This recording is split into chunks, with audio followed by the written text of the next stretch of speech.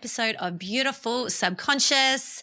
I'm Shell Marie. So today's episode, we're talking about how you can choose to play another narrative and practicing humility.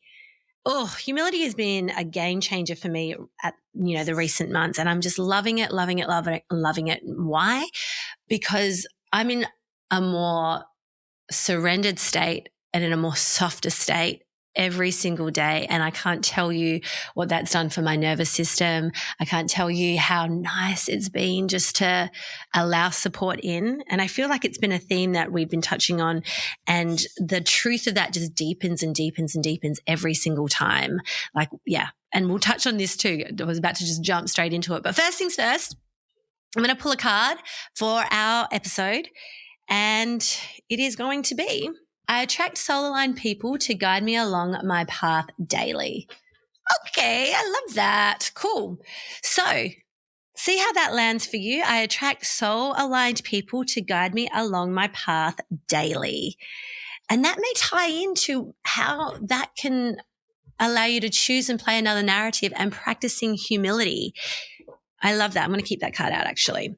So why humility has been such a huge thing for me lately is because as we grow, as we learn, as we allow our walls and our hurts to be healed, there's a humbling space where what we once protected ourselves with, aka perceptions and judgments and opinions, they're no longer going to serve.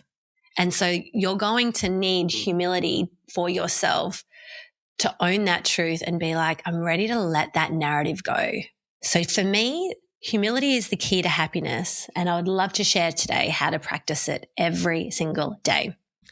So the last 4 years I have been on this journey, or I was on this journey of proving to myself that I can rely on myself. There was, 1 year where I had lost my dad to cancer. And that same, within that same 12 months, I had separated from my marriage. And so in reflection, it was like the little girl in me needed to learn how to rely on herself without that protection of that big masculine energy or that masculine man. And that was what my dad was to me. He was like my big protector. And I think I've said that a bunch of times. And so I needed to learn how to feel protected in myself and feel safe within myself.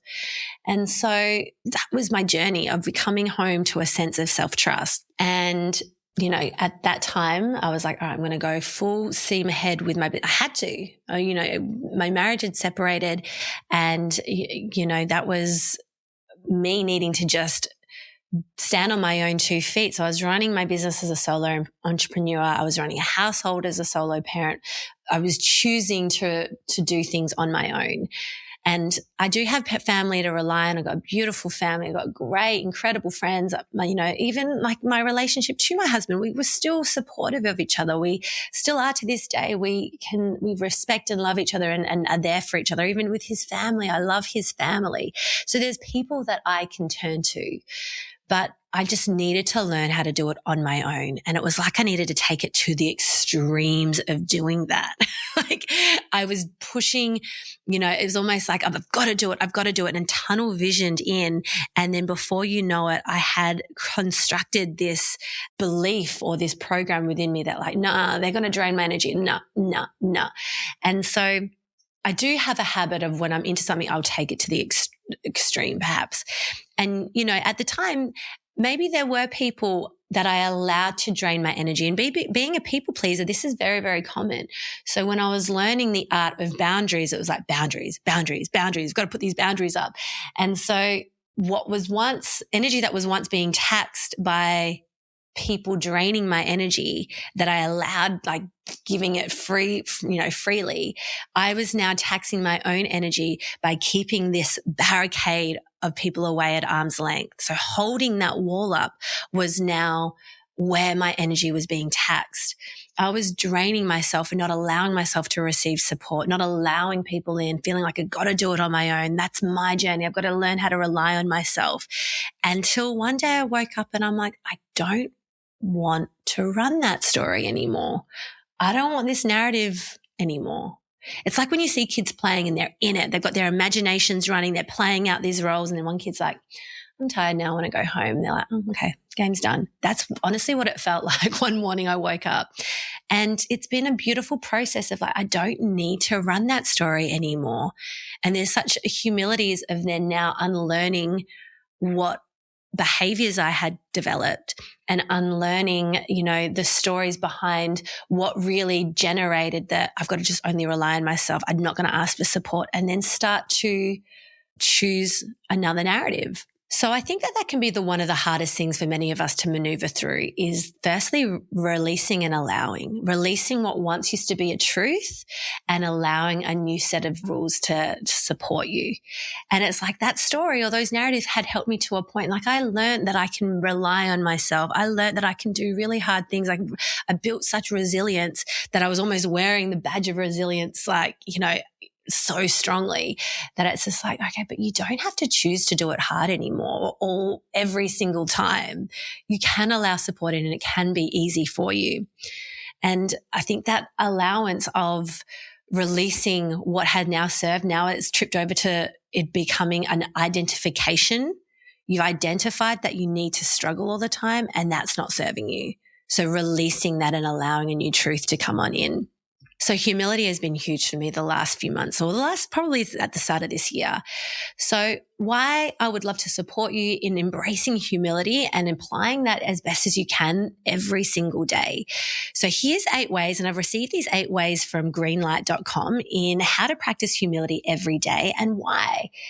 So first things first is recognize your strengths and weaknesses. I think honoring your weaknesses is the biggest strength that you can have because you're not fearing them. You're not trying to deter people from being like, here, look at my strength. I'm so good at this. I'm so great at that. Like, look over here. Don't look at the weaknesses behind me.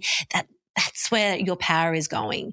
So by honoring your fears, honoring your weaknesses is a strength. The next is listening to others. And I find listening to others can be tricky because we are wanting to listen through the filters of our own prejudice. We have our own opinions, we have our own judgments that we're either hearing consciously or unconsciously like, oh, do I agree? I don't agree. Do I agree? I don't agree. Or when you do agree, like, yeah, connection. I can see you. I can feel you. I connect with you. And those experiences are beautiful. But then if you're not hearing it in that way, then you can be hearing it through the sense of, no, I don't agree. And there's a unconscious judgment and prejudice that's being applied. So the best way to listen with humility is not needing either and just simply allowing and accepting whatever their truth is to be true. And that's what they need. And should they ask for support and advice, then that's when you can come from your authentic truth that you know to be true at that moment of your being in that time, and then just sharing it from that space. The next is practice gratitude. So I find this is like one of the most challenging things at the moment. Yeah, I'm going to own that. Yeah, it is. It is, because it's just like I get, again, tunnel vision into like, I want to succeed in this. I want to and I steamroll ahead in these big successes that I want to accomplish, that the little things just seem so minute that I'm like, I don't know about that.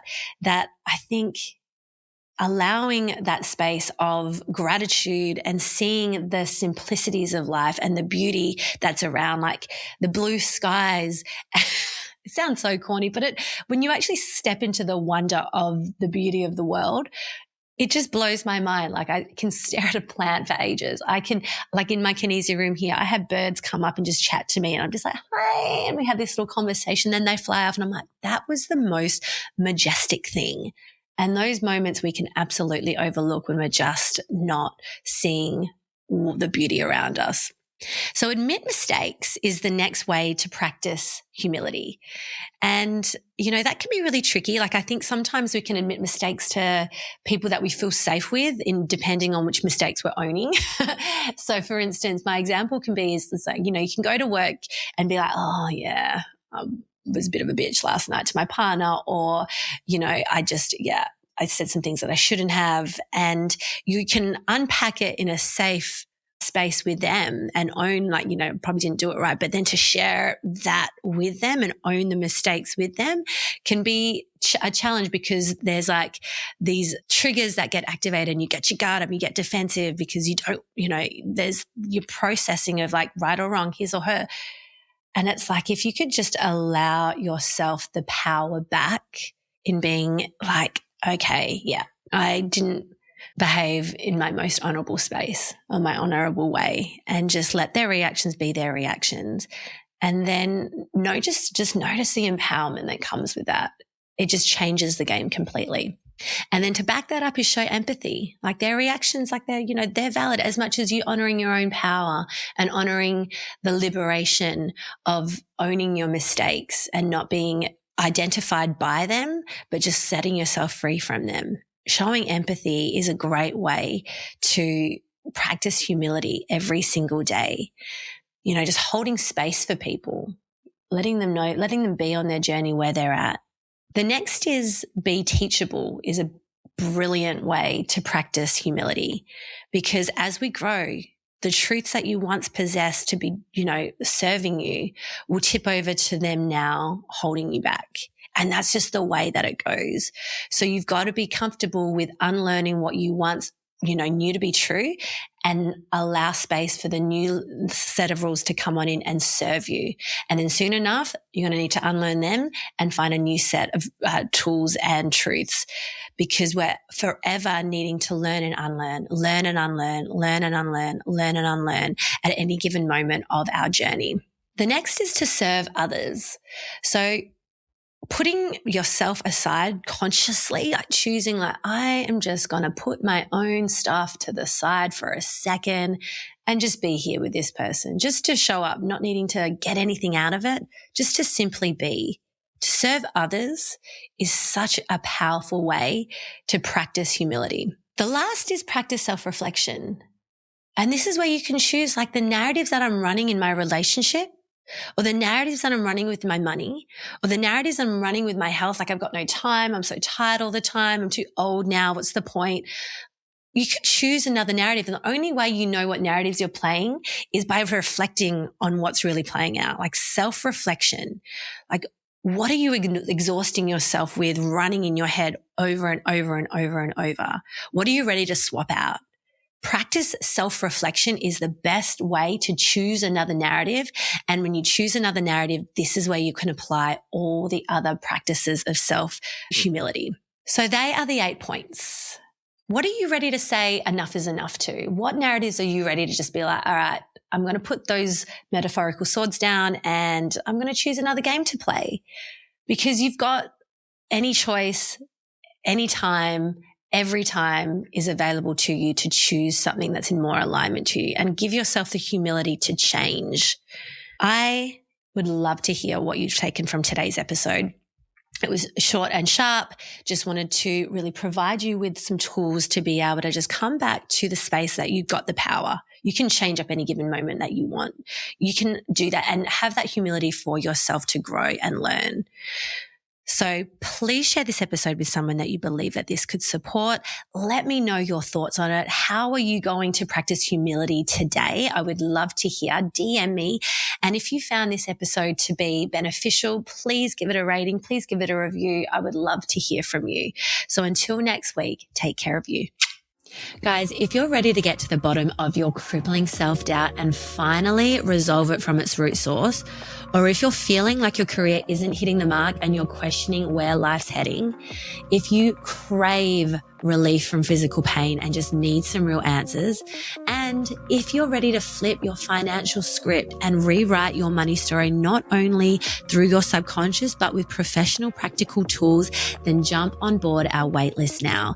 This 6-month program is breaking new ground in blending subconscious mastery and expert strategy for your success. Trust me, you won't want to miss out on this transformational journey. We are diving deep into those unconscious barriers, and with a dedicated team, we are focusing on your health, your wealth, your relationships, and your career. So hit the show notes, click apply, jump on the wait list, because this is the way to pave your path to true empowerment. I can't wait.